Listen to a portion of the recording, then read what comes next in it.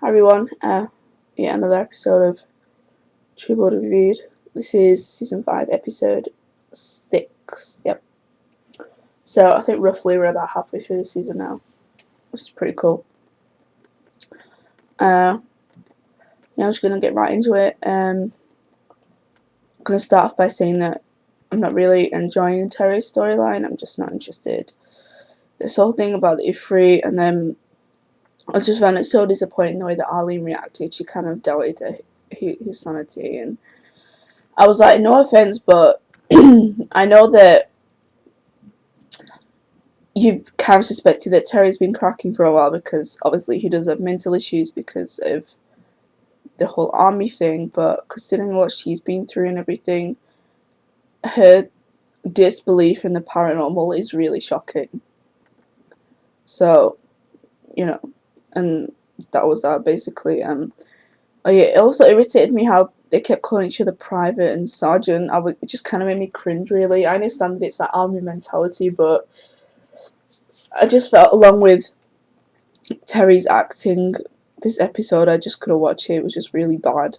I just did not enjoy it at all. So yeah, I'm actually enjoying Sam's arc. It's pretty interesting. This whole thing about him seemingly becoming partners with Andy. That's interesting. I mean, it's common sense. It's logical. I like Sam. He's sweet. It's not terribly interesting, but he's someone I think you can root for because overall he is a good character. He does have a very good heart, even though he has to do some very difficult things. And I think it's really honest and really good of him. That's the wrong word to use, but really honourable of him to kind of take Emmett under his wing. Even though you didn't really see it much this season, but last season he was very much, supportive of her and stuff like that, I think. So, and I think him and Luna are really good together. Once they have all the issues sorted out, and unfortunately there's this, this shifter killing issue that's going on, so it's all a mystery of who's doing it, but obviously it's someone who knows Hoyt. Kind of felt not what's the word? I don't really feel sorry for Hoyt. I think he's just getting himself into a situation that he doesn't need to be in. What Jessica did to him was really horrible, and I don't condone it. And honestly, I really don't like Jessica because of the way she treated him. Because he was just a sweet guy, and she did make him grow up, and he did learn a lot from her, but it doesn't mean that he deserved to be treated the way that he did. And he needs to realise that she has moved on, and that it's really not worth, fawning over her because she's just not interested, and honestly, I think he can do so much better. But yeah, obviously, he knows the guys who are the vampire killer, shifter killers. So that'll be interesting. I wonder if he's going to become one of them. I really hope he doesn't, because that'd be really, really, really predictable. And I think it would just be a way for them to give Hoyt a storyline without really having to bother with his character as much. Because it would just, with the whole storyline anyway, it would just tie in to just being convenient to give Hoyt a role at the same time.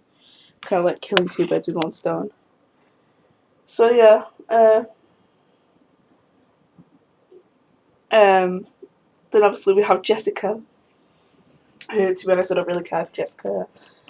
I just really not interested in it. She's kind of, her novelty's worn off. She's not the new vampire any longer.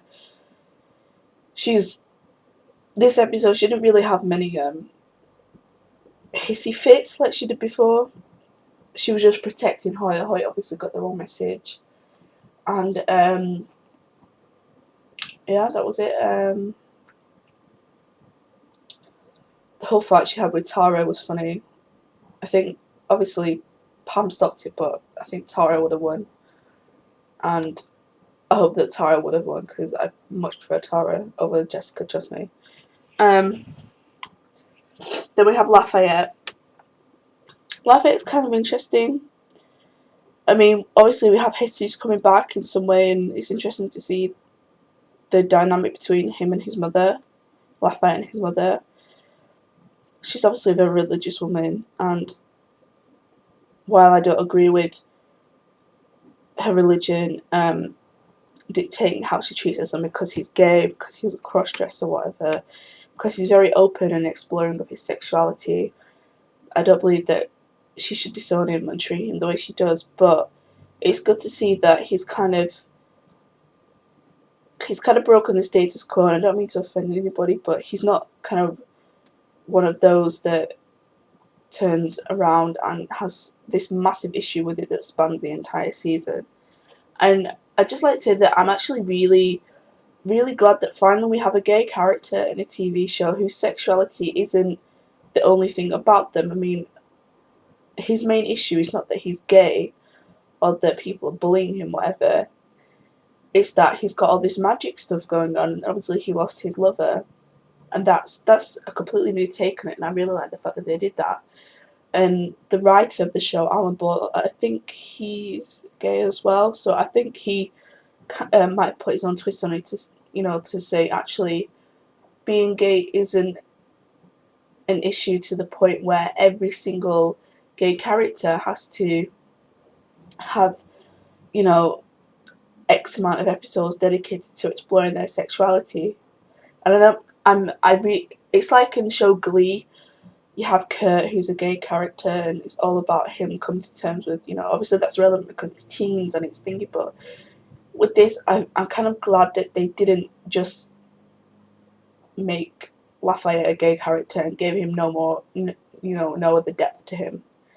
So yeah, I'm wondering how he's feeling about Tara and her disappearance, so that'd be good to see. Hopefully Tara's going to go back and they're going to reunite and whatever. Yeah, Pam and Tara, I really love this dynamic between them. I think the way that Pam treats Tara is disrespectful. I think she treats her like shit. I don't think she really knew her before, so I think she's kind of treating her the way that she'd treat anybody else. But because they have this bond between them, I think she's softening up, and it's good to see. So hopefully, later on in the season or in other seasons, they're going to show a much more level playing field with those two, because I think Tara does deserve the respect, because she's a very strong character. And Pam, having gone through hardships herself, maybe she'll start to understand and realise that, Tara's really not any different. The way they were looking at each other in this episode was just so like, oh, I could just feel the tension. That was amazing. Alcide, Alcide's interesting. He's I don't know. He's kind of like the portal, as it were, to explore the werewolf world. I'm not really keen on the werewolves. I'm not really a massive fan of vampires either, but the vampires at least are interesting characters like Godric, Eric, Pam, Tara, Bill, other characters. Whereas Alcide's the only real werewolf that we see who's actually not just this hick backwater stereotype. So he's really the only reason why I like the whole, not but why I can withstand the whole werewolf thing, because he's a character in his own right. The woman who stood up for him, I don't know. I can just tell there's going to be some sort of romantic affiliation there, or maybe there might not be. I don't know. So yeah, I think he might. I don't know. True Blood's kind of weird. Like sometimes you think something's going to happen, then it doesn't end up happening. So yeah, he might win the fight. I hope he does. But honestly, I think it made me laugh when Eric glamoured him, and honestly, there was so much tension between those two at that moment. But yeah, it was funny. I was laughing. The way he was like, "Oh, you're going to be really repulsed by her." I was like, "Oh, it's so funny." But yeah, then we have Jason and Sookie, of course. This whole fairy thing. The parents being killed by a vampire who smelled blood, Sookie's blood on a plaster in the back of the car or something. Really, I'm wondering who that vampire is going to be. I don't know if it mentioned it in the book. I for some reason I keep thinking it's Bill, but then I know there's a very similar storyline in the Vampire Diaries where it was Stefan who rescued Elaine. I don't know. Anyway, I've got a feeling it might be Bill or it might be Eric or someone, but I want to know who it is. That's exciting. Maybe they're gonna reveal that, you know. But yeah, then we have Eric and Bill and this whole authority thing. They captured Russell. But then, as much as I feel that Russell was an asshole, sorry for using language, I think he was actually much more real and true to his nature than the authority. I mean, honestly, I think the authority is really twisted, just really screwed up. Especially Roman. Obviously, now he's dead. I didn't mind Roman. I just thought he was a bit of an idiot. He was just like, he was a big child, like the actor said he would be. But yeah, Russell was like, you know what? I am a vampire, and I'm true to myself. I'm not really after. I can't remember actually. I can't remember much from season 3, but I know that he was just like, yeah, I'm a vampire. I like it. At least I'm not, you know, some freaking fanatic who's, you know, just needs control and stuff like that. This whole Lilith thing and who dug him up, personally, the way Nora speaks, the way that Salome, who's Russell's, who's Roman's kind of apprentice, whatever. Personally, I think Salome is Lilith. Either that, or Salome is the one who dug Russell up, or Salome has affiliations with Lilith, some personal affiliations in somewhere with her. I don't know. So yeah, it was kind of sad when Bill said to Sookie, "You'll never remember me again," and stuff like that. That was heartfelt, but you know what? It's just how it is. Still, no mention of Godric, but I know from the preview of the second half of the series that there is going to be Godric, so I'm really excited for that. He's literally on screen for like half a second, and I was screaming. I was like, oh, my OTP. But yeah, that's cool. So yeah, we have a bit of Godric in there somewhere later on, I assume. But this whole thing, like, I don't get why Eric couldn't have just said, yeah, I completely agree with coexisting peacefully with humans. Like, he's a smart guy, why didn't he just lie? And even, no matter what he believes about humans attacking him, he'll defend himself. He's not an idiot. He could have just said, you know what, yeah, I do believe we should coexist peacefully. Because then, you know, there's less reason for the authorities to be on his back kind of thing. But yeah, I have a feeling I've left a couple of characters out, but I'll get over it. Oh yeah, Andy off. Screw Andy, I don't even care about Andy anymore. Who cares? I like Holly, she's cool. And yeah, not really feeling the fairies. The actor they put for Claude is so wrong.